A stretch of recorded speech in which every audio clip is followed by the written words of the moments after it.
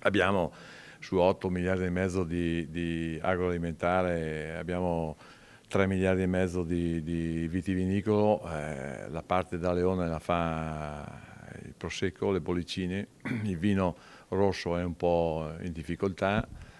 I consorzi del prosecco sono consorzi iperattivi. Il comparto del vino veneto si conferma leader nazionale per crescita e produzioni.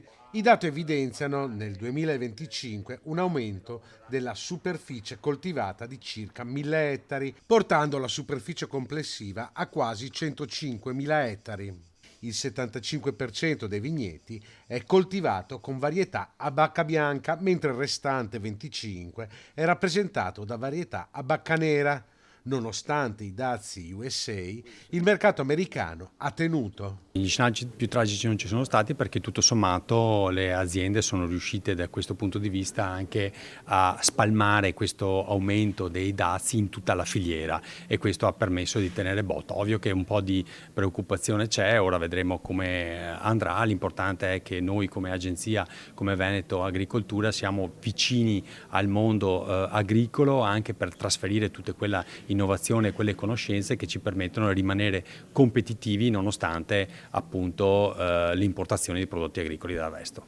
La vendemmia 2025 registra una quantità complessiva di uva raccolta pari a 14 milioni e 600 mila quintali, con un incremento del 6,8% rispetto al 2024.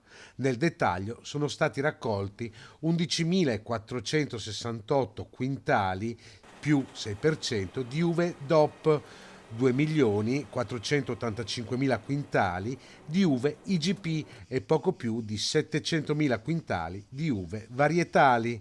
La parola d'ordine è proprio esplorare nuovi mercati, capire come sono fatti, cercare di bloccare le imitazioni e di vendere il nostro prodotto, il nostro grande prodotto.